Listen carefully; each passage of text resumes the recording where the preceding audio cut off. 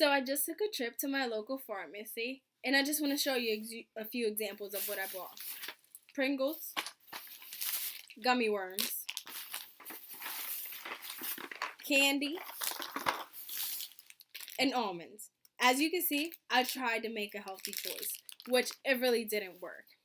Did you know that more than 78.6 million of U.S. adults are obese, and approximately 1 out of 3 children between the ages of 2 and 19 are overweight and obese as well? Large numbers, right?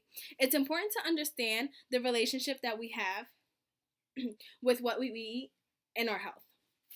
Working full time as well as working part time at another job and attending college online, I really don't have much time to sit down and eat. It's more like I have to eat on the go all the time, as you can physically see. What better on the go food than fast food, right? In this speech, I will convey the fact that you truly are what you eat. I believe the US government should add an extra tax onto fatty junk foods. And me personally, living in Delaware, a tax-free state, it's kind of hard to make healthy choices when fast food is so cheap without tax. Learning the negatives of fatty junk foods, statistics and obesity in America, long-term effects of fast food can have on the human body, and learning how to make better decisions or healthier alternatives. It's what I'm going to try to convey in this speech. With these main points in mind, I will begin to stress the importance of eating healthier.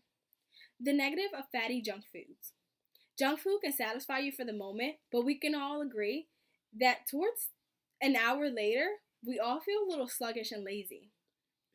Junk food doesn't contain the nutrients that your body needs to stay healthy. As a result, you may feel fatigue and lack of energy you need to complete these daily tasks. Because fast food does not contain adequate amounts of protein and good carbohydrates, your blood sugar load will drop suddenly after eating. Fast foods can only lead to poor performance and obesity as well. Obesity in America. Obesity and overweight for professionals, data statistics, adults only, is about 34.9 of all U.S. Americans are obese.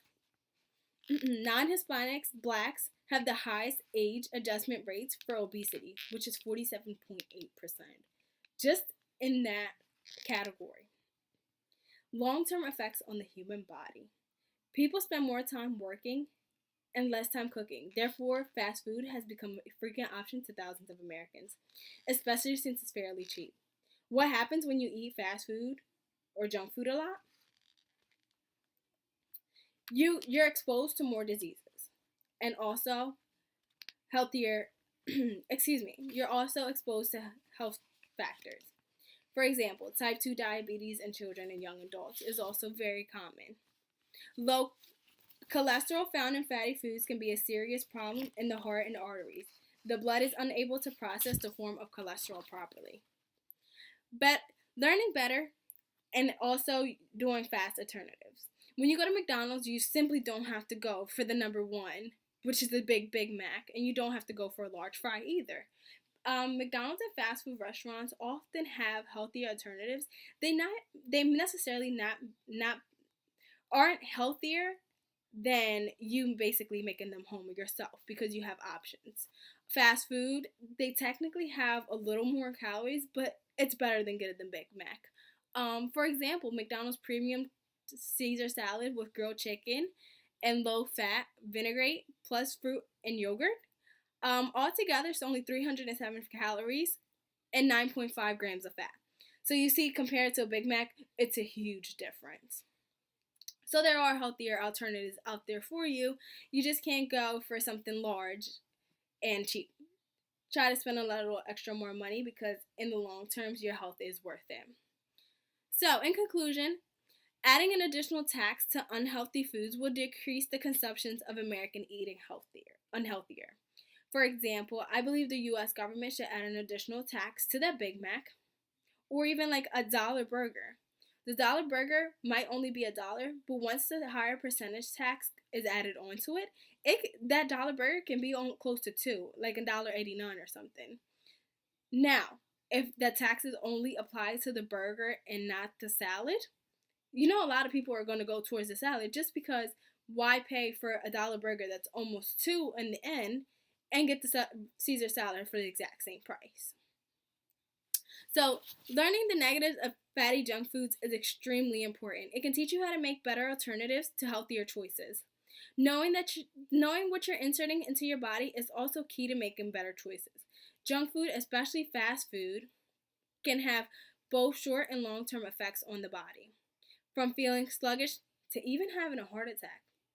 You have to be extremely careful when making decisions.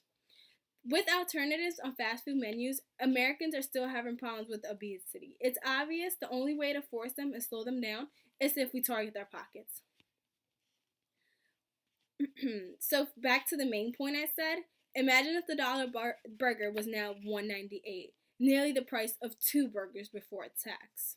Would you be more willingly to come back? Or would you say, forget McDonald's and just make better alternatives at your own home, which can be fairly cheap and at the end, more healthier? Or would you prefer to just make the burger at home, like I said? See where you're forced to make a better decision? So next time you go to McDonald's, just think, is my health really worth this Big Mac?